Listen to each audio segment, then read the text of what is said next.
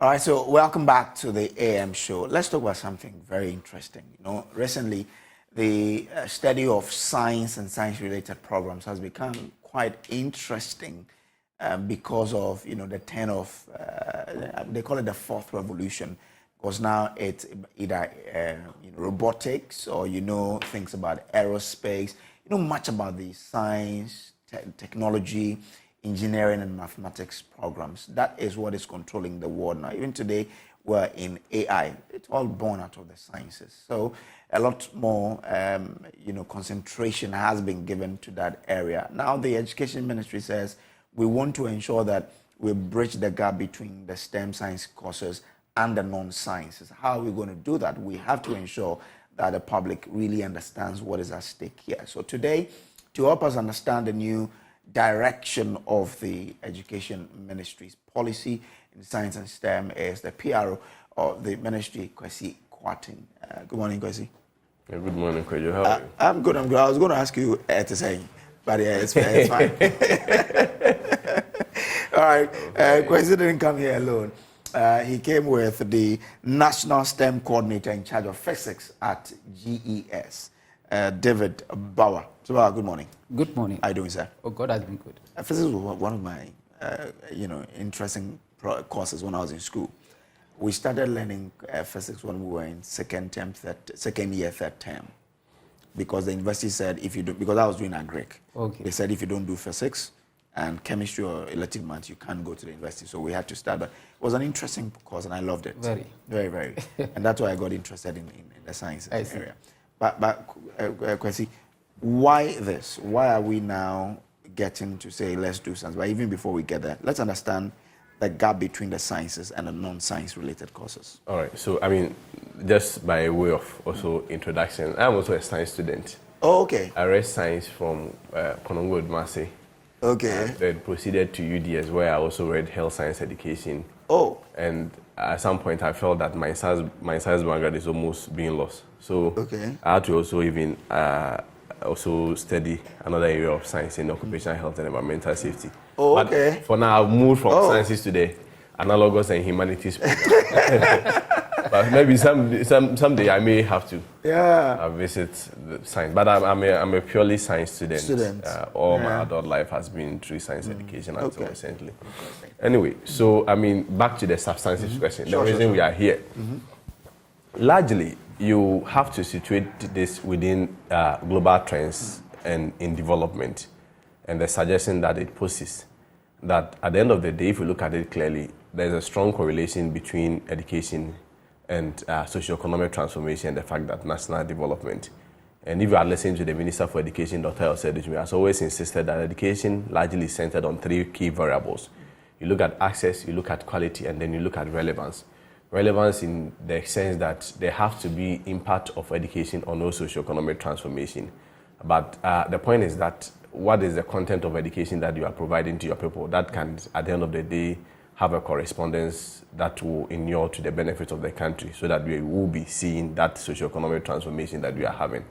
It presupposes that as a country, we have to move from, the era where education was only read and write, and then get into the era where we can indeed use our education to transform our socioeconomic transformation.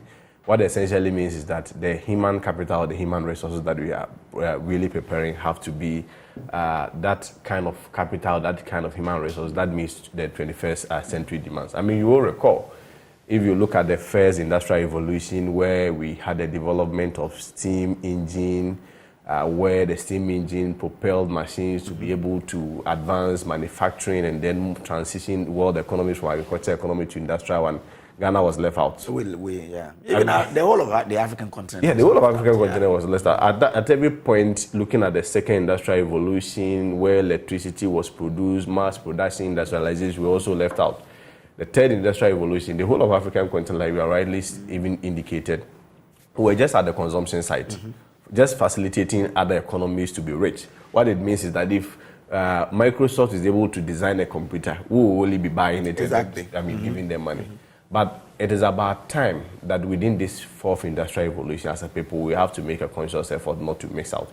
Interestingly, if you look at, for instance, enrollment of science to other humanities program in the SHS level, it's around just 12%. Oh. As compared to 88% in humanities. 12 at the senior high school? Yes, 12. And if you want to even take the breakdown, if you go to places like the northern region, it's 4%.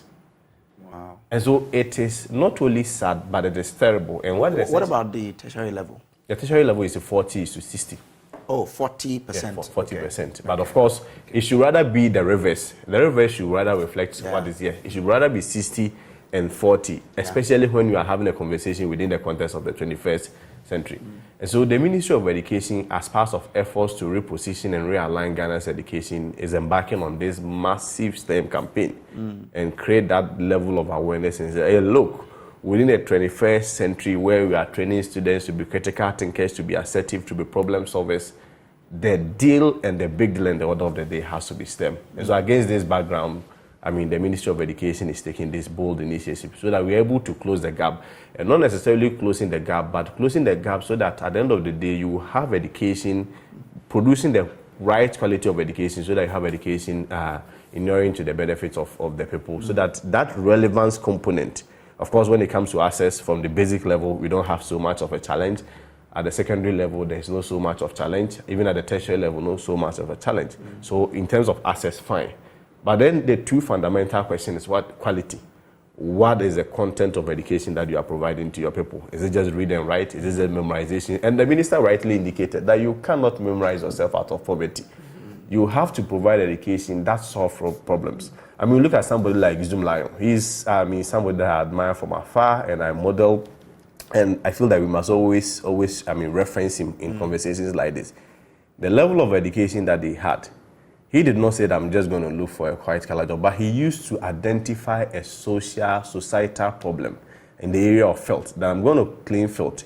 When you do that, when you train your people with that set of kind of mentality, what it means providing is that, solutions. Exactly, they provide solutions, and that solution, I mean, bingo, it turns into something big, and then it provides employment, jobs, and then the socioeconomic transformation that you people want as the country develops. So our aim is to, particularly within this enrollment period where we'll be placing students within the SHS, is to move it consciously from 12% to around 25%. You're using the placement system to do this? Yes. Okay. By encouraging a lot of students to sell. Of course, we are unable to impose which program. Are you targeting those who just wrote the BEC? Yes. Or those who just wrote the BEC? Yes, we are starting from them. Oh, okay. They are now going to do their school selections? Yes. Oh, okay. Okay, interesting. But I hope the STEM won't be the usual, as I sit here, I can clearly remember titration.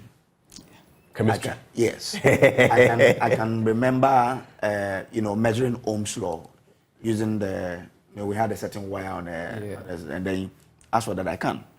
But when it comes to the one that I read, say what is atom, what is blah, blah, blah, blah. I cannot really. So is it still the usual textbook, or we've now said let's transition into making it more practicable? Thank you very much. Let me greet the Honorable Minister, Dr. Yao said, and also the Director General of GES, and the person of Dr. Eric Nkansa, and the entire management staff, and also the Free SHS Secretariat team, and my immediate director, Mrs. Olivia Sewapari, in charge of STEM education in Ghana. Well, looking at the teaching of science now, it has not actually departed from that old way that you know, but we are moving gradually from that traditional way of teaching to activity-based teaching now. So sciences in the schools have gotten a lot of equipments and resources that we are moving from the traditional way of teaching to practical base now. So when you go to the schools now, the learners there are so curious that most of them are even using their own extracurricular activities to do certain things that are outside the curriculum that we have. And that tells you that we need to actually move totally from the traditional way of teaching to the 21st century way of learning. If you look at schools like McGee's, Afia Kobi, is that where they develop the girls develop the aeroplane. The plane. Yes. It's actually a drone. It's a drone. Yeah. Yes. But it's a big one. What's the name of the school? Afia Kobi. Afia Kobi. Yes, in the Ashanti region. Recently, they've also made another one, a boat, which is remotely controlled. Oh, okay. Can move on water. Wow. You see. So all these things, you will not see it anywhere in the curriculum. But they have that zeal and curiosity to research and come out with those products. That tells you that when the curriculum is totally moved from the traditional way to where the minister is now wants us to move to in that direction, and our learners today can do better. I guess that's the focus of the new curriculum then. Yeah, the new curriculum for the basic, that is the junior high, the old one fits just the last batch wrote recently. They would use the old curriculum, but the beginning next year, the new curriculum, that is the standard-based curriculum, is going to be in operational beginning next year. Okay. But if that's the case, let's talk about logistics. I mean, just let me add something there. So with regards to the curriculum, I mean, if you look at the basic level, that is from primary 1 up to primary 6, the standard-based curriculum is already in operation. It is a common core that I'm sure he was referring to. So the common core, I think the Form 1s have already started it. It is those that went out that still use the Form 1. So largely, the gradual process of fading out the old curriculum, even up to the GHS level, is in effect. Yeah. Well, so I was going to ask about logistics because just last week we were having a discussion about books. That the new curriculum is there, but they don't have books for it. So once we are going to do STEM, how readily available, prepared are we in terms of logistics? Well, I mean, let me take the book one. So, yes, of course, at every point when there is an introduction of curriculum, obviously it has to tally with the provision of books. And the standard-based curriculum came in at some point. What the ministry did was to provide teachers and learners resource packs to the students, whilst processes in terms of procurement, in terms of all publishing processes, quality assurance mechanisms are put in place to print the books. As I speak to you, within the standard-based curriculum, books has been sent to the schools. And those are largely, let me categorize all them. The schools? I'm coming there because I have personally visited the schools and I'm going to give you a report here. It's largely could be a breaking news. So what has happened is that we engage publishers. And let me put it within a context like, say, the foundational subjects, i.e. English, mathematics, science, and creative arts. Publishers have already printed the books and distribution have gone. Of course, they left with the other subjects like, say, French, Chi, I think Our World, there's a course subject, Our World, Our People. OWAP, that we are also engaging publishers to distribute. The challenge that we had when it comes to the distribution, of course, I mean, I granted that one interview with Evans, and they pointed out that even those books that we claim we've sent, they are not there. So what the Minister for Education asks is that, yes, first of all, indeed, if you look at the GES official communication channel, the feedback that we received as a ministry from the regional distribution channel to the district distribution channel is that we've had the books. But of course, we are unable to rely on that alone, particularly when, I mean, the Lies of Joy has also brought it up that, well, I mean, there could be some challenges within the distribution. So I personally randomly selected some districts. I went to La Nkwantana, Medina, for instance. I also went to the regional office, for instance. So what I noticed was that, I mean, let me put it, if you ask me, at certain level, we should just apply the common sense approach with regards to the distribution. Because I don't see the reason why, for instance, there are 2 publishers for, let's say, English language. In terms of the distribution, you have the channels taking all the 2 different publishers, sending or distributing the same kind of book, let's say within the same subject to the schools, instead of, for instance, one. So the challenge that I saw when I went to most of the schools was that, for instance, a school of, say, 70 people, in terms of English, publisher A, Kwesi Kwarteng, they send, let's say, 64 there. And publisher B, Kojo Brace, they send 5 there. So you go to the school, you ask of English, you don't even know which of the books to use. Most times, the teachers even prefers the publisher with the very minority book. I think there was one Essential Science. They said they loved that book, but they were just only 9 copies as compared to the other publishing house. And so, yes, the media will go there, they will find that there are only 9 books. Yeah. Because that's what the teachers also prefer, and indeed 9 books are there. But if you take the totality of the entire books, they are actually not 9. What it essentially is that from the GES distribution channel, from the regional level, in terms of dispatching and the distribution of the books, shouldn't have mixed publishing houses, 2 publishing houses to the same school, or even in the same region. So if publisher A should have probably been taken to Asante region, publisher B to, let's say, Greater region. As soon as you mix them, you are going to find the challenges that we are witnessing in the schools. So what the minister have directed is that quickly they should do redistribution of the books to align with the various publishing houses, particularly within the regions. But if you and I have sent books there, and there are more than 9 books, why are the teachers saying that because we like 9, the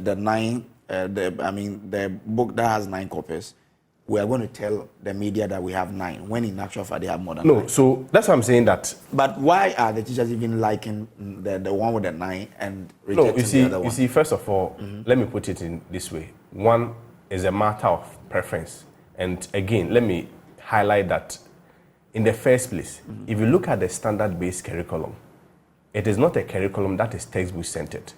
Ordinarily, and I mean, this is an unofficial representation or unofficial, comment for me. Ordinarily, like countries like UK that has even banned the use of textbooks, a typical standard-based curriculum should not have textbooks. Because you see, the previous curriculum that we had was textbook-centered.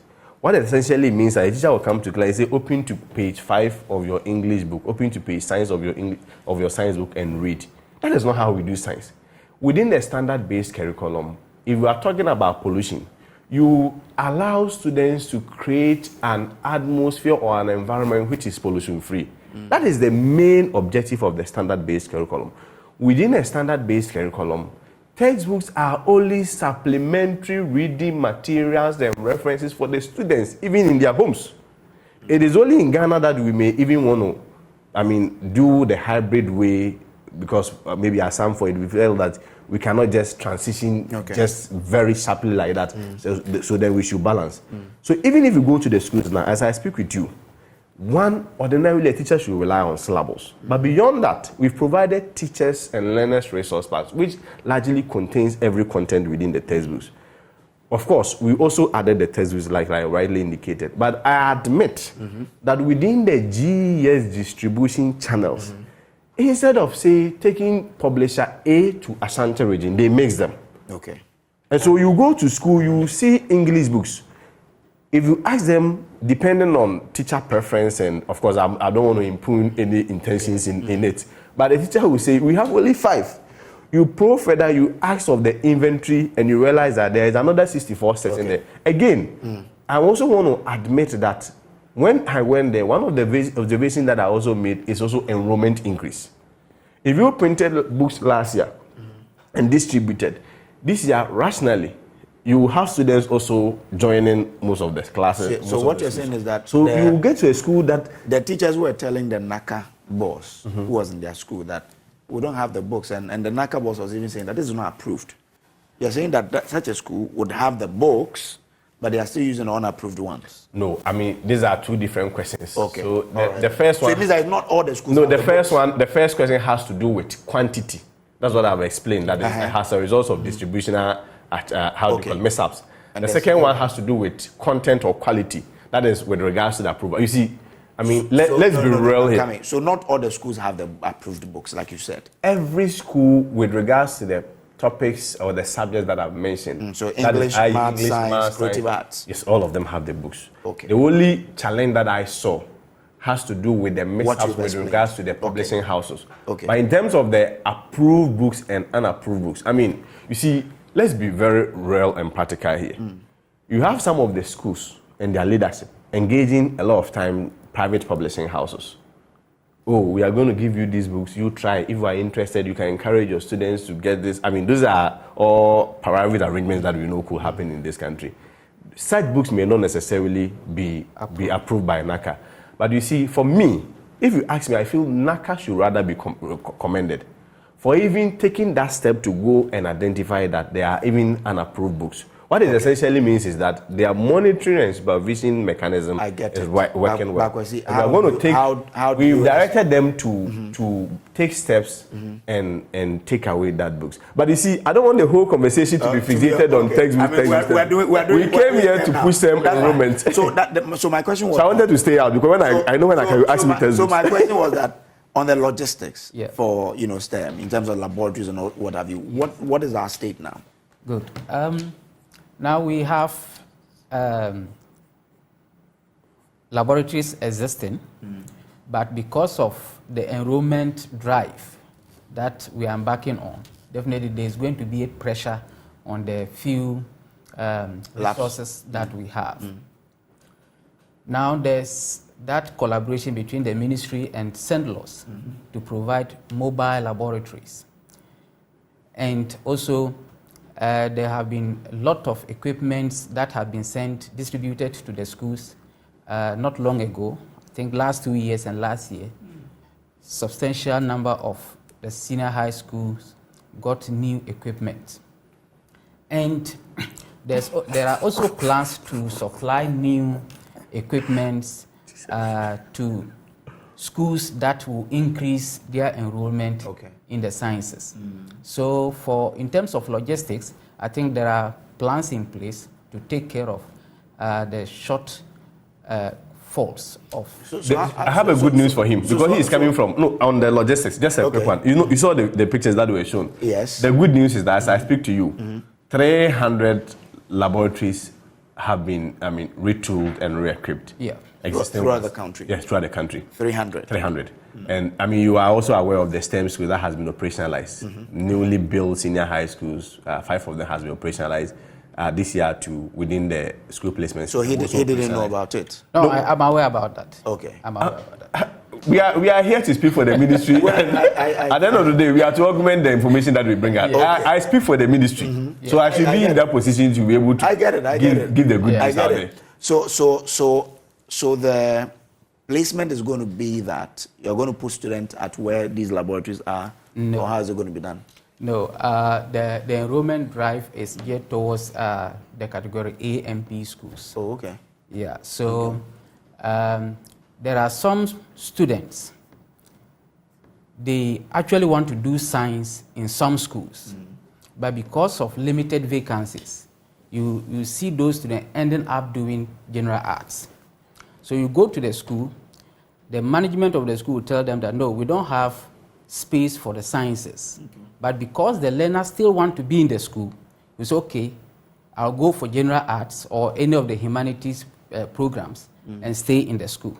So this time around, what we are saying is that if you have about 200 students who wanted to do science, but because of space, they couldn't get that chance to do science, why not convert that same 200 or two general classes that those who wanted to do science couldn't do and went to general art? Why can't we convert them to do science? Oh, okay. So I may be in school A. Good. So I wanted to do science, but because of space, I've been put in the art class. Good. You're saying that if I have like 50 of me, good, you convert the 50 into a science class. Exactly. Oh, okay. So if you have about vacancies, if you have, let's say 10 vacancies. Yeah, vacancies within the science enrollment. That's all. Okay. So let's say in a school they have about 12 classes doing general arts, but within that 12 classes, the data shows that about 2 classes of them wanted to do science. Oh, there's that. The data shows clearly that sometimes that's the situation. Okay. Yes. So this time, why not convert that 2 classes to science, so that those who wanted to do science will get the opportunity to do their science. Okay. So that is the plan. So because of that, there's going to be increase in vacancy declaration for sciences, so that the general art classes may reduce. Oh, okay. And then that space is given to the. So this is more like a deliberate plan that you're going to embark upon. Yes. You say that let's get more sciences than the Exactly. non-science programs. Okay. And all of these schools will be retooled or will be tooled to They have retooled. I mentioned that. all of them. Yeah. I mean, So how many senior high schools do we have in Ghana? You are saying that 300 of them. How many senior high schools do we have? We have, if you look at the SHS, we have about 700 of them. The TVET is about 200 of them. And so cumulatively, we're looking at about a region of 900. So, of course, if you look at the 700, it is not all of them that do not have, modern states of the art science laboratory. Okay. Some have. So the existing one that do not have, we've selected about 300 of them and we are retooling them. When we look at, for instance, so largely schools within the category A and category B will be given more science vacancy slots. Okay. I mean, with regards to the enrollment or the school placement. Category C schools that if we also look at their status, that they are also able to do science, particularly schools that have modern state science laboratories, they will also be considered. So it is not an event. Okay. It is a conscious process, but we begin with the 300 laboratories that we apparently. But the increased numbers that you're going to have would therefore mean that you need to have the human resource to meet up. Sure. That's a teacher ratio. Sure. How prepared are you guys? The ministry has taken steps to recruit more, and there are some areas where you see teachers, the full complement of the science teachers, but the enrollment there is very less. Okay. There are some schools you may get maybe 20 students, but with a full complement of sciences. So there are plans to see if those teachers can be sent to where there's high pressure in terms of enrollment of students. Okay. So that arrangement is also there. There are more science graduates to do that you need to employ to be part of the system. You see, one thing that we should also be proud, as a people, is also if we look at how the gains we've made when it comes to the student-teacher ratio. Contrary to the news that was out there that was 24,000:1, that clearly is unrealistic. 24,000 students in which classroom is actually 15:1 because we are having an excess 15 students to one teacher. At the SHS level. Oh, really? Yeah, 15:1 because we have around 85,000 teachers. I'll confirm the figure for you before I leave, but there's an excess of 85,000 teachers divided by 1.3 million students. That's 15:1. Even if you look at TVET, it's even lower because TVET you are having around 11,000 teachers as compared to the number of students. I think that one is around 13:1. I'll confirm for you before I leave the show. So even the cumulative effect still brings us to 15:1. Okay. So it's one of the best that we have in Africa and even the whole world. If indeed it is 1:15. I'm giving you the data. I'm going to give you the data before I leave here. To see the data. I speak for the Ministry of Education. Where is my phone? I can just bring my phone. Okay. Now, for candidates who would wish to enter into or pursue these science STEM programs, what's the prospects that await them? Good. Now, when we talk of science, when I liken it to the football matches or plays, I would say science happens to be the number 6, a utility player. You yourself, you just said you were a science student. Yeah. But now you are a journalist. Oh, yeah. Yes. That tells you that, in fact, when you read science, you have a whole lot of environment to operate in. Yeah. So science students, they have a lot of opportunities.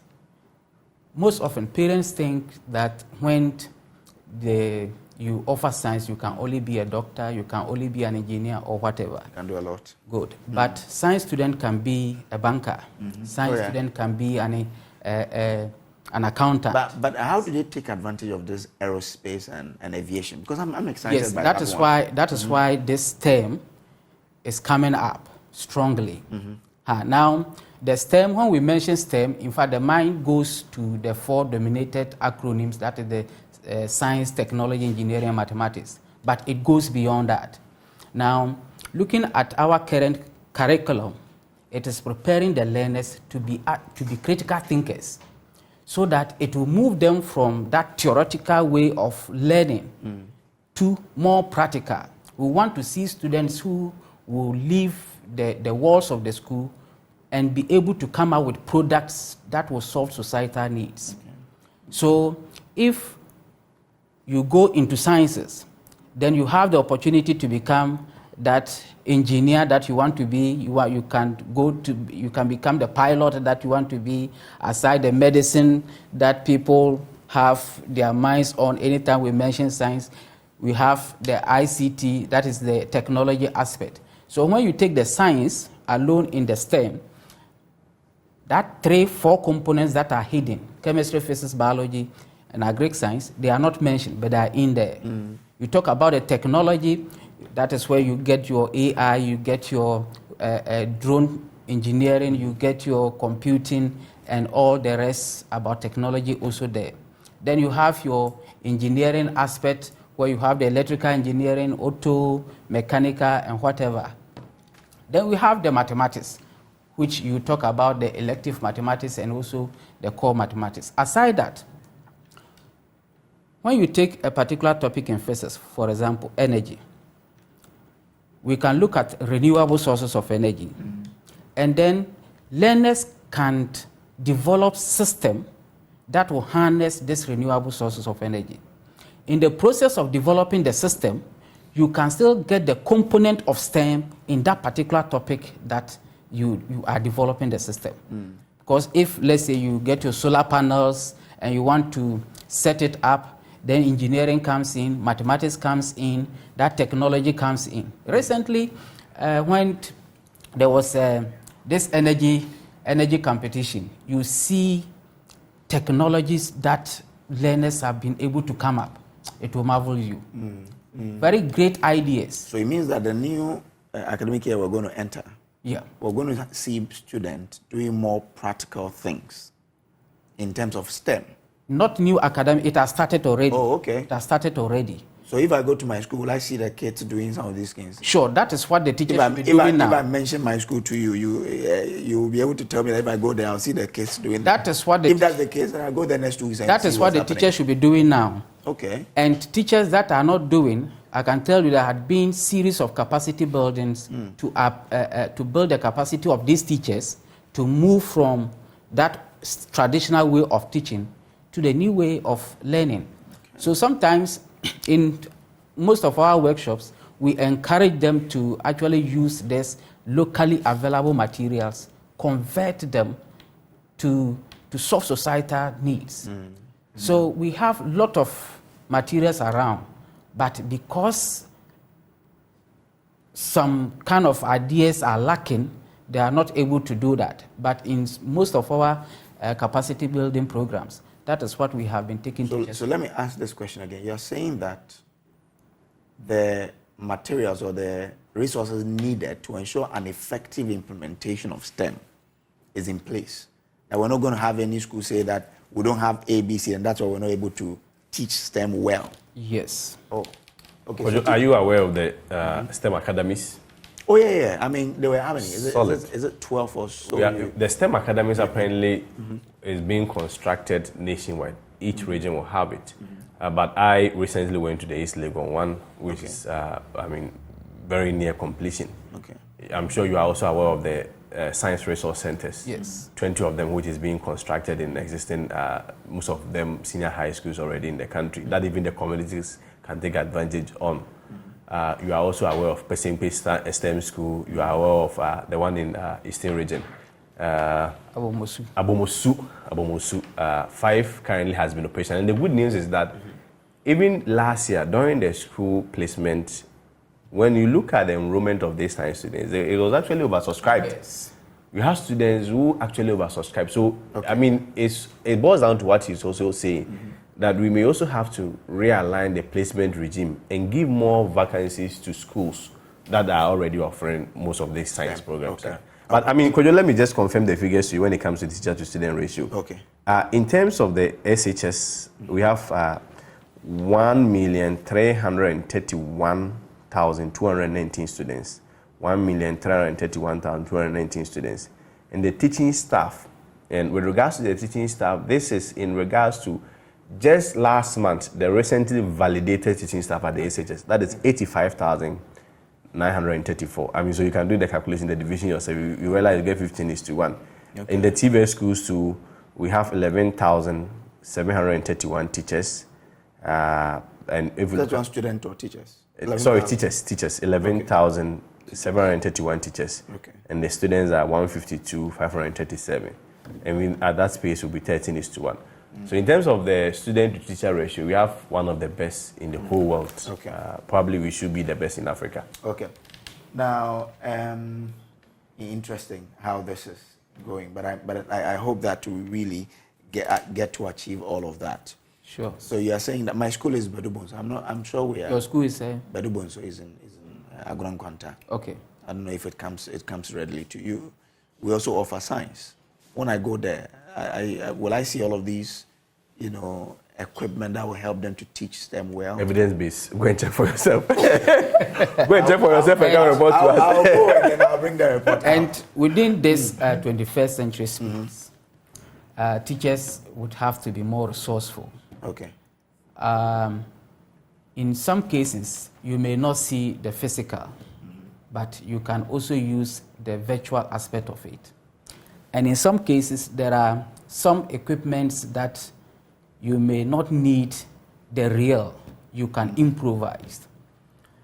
In situations where you cannot improvise, I think we can use the technology, digital aspect of it, to show how you want it to be seen. But hands-on is always better. Good. Hands-on is, it is yes, hands-on, that's why you're doing STEM. Good. That is, so you have to get them that is the point. It will help them to use the hands-on to train the kids. That is where I'm going.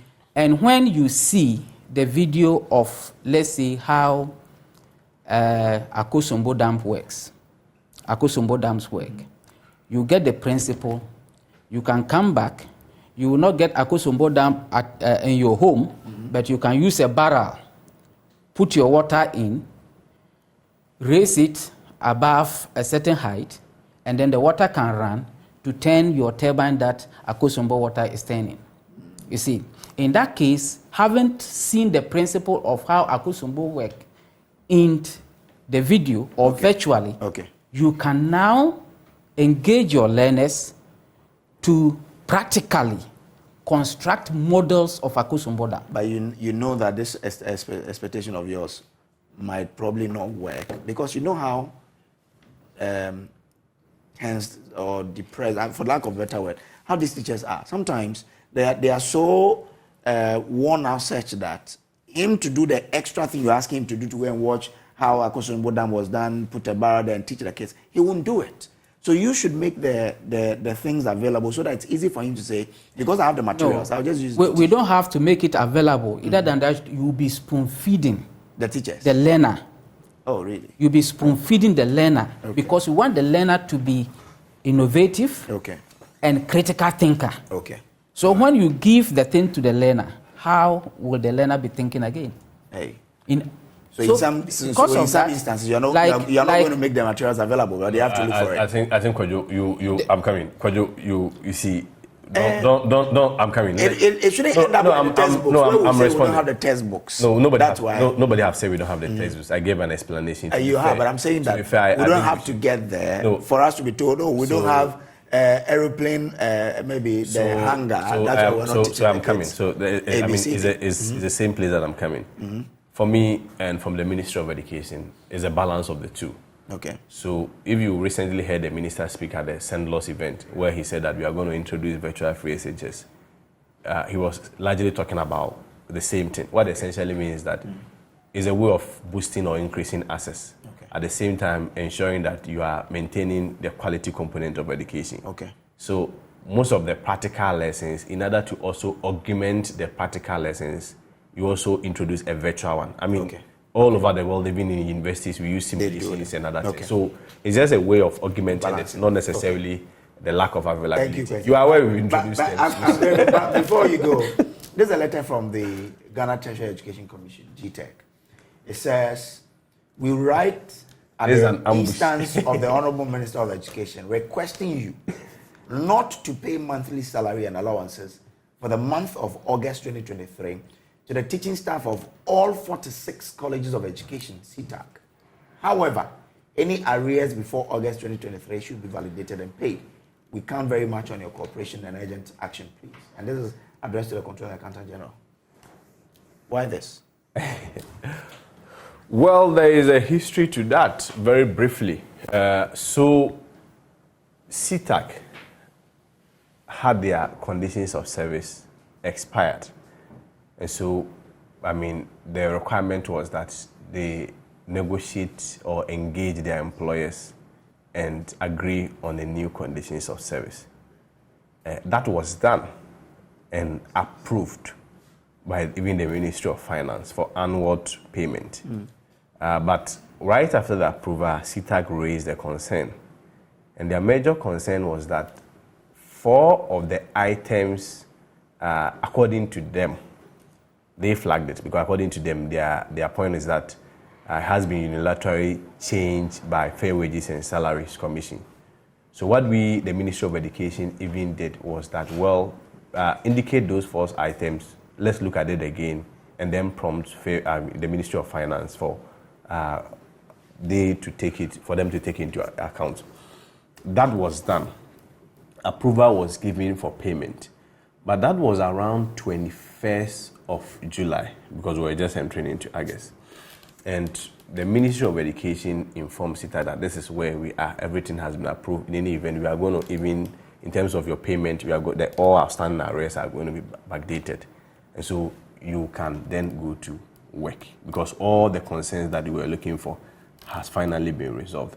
Because what Controller told Ministry of Education is that if indeed they want to effect the payment as at just last July, it was not going to be possible. What essentially means is that they will have to sacrifice the entire payment structure for all civil servants in Ghana, maybe at the altar of the 2,000 CTAC student, CTAC employees that we may want to factor. So it was resolved that I guess they make the payment. And of course, the payment was going to take into account all outstanding arrears or our outstanding negotiations. CTAC said no. So what Ministry of Education is saying is that, well, in the month of August, you did not go to work. You did not work. Even against the National Labour Commission telling you that since all you are looking for has been agreed upon and has actually been approved and payment is scheduled for next month, you have to go to work. CTAC said no. But I mean, you know that CTAC, just like most of these colleges of education, is just like an industrial hub. You work to produce output and then we use that money to pay you. If you do not go to work, the fundamental question that we have to ask ourselves is that, where do we get monies to pay you? Particularly when all your concerns were addressed, you still said you are not going to work. So it is against this background that the ministry is saying that, well, we are going to pay you all those times that you worked.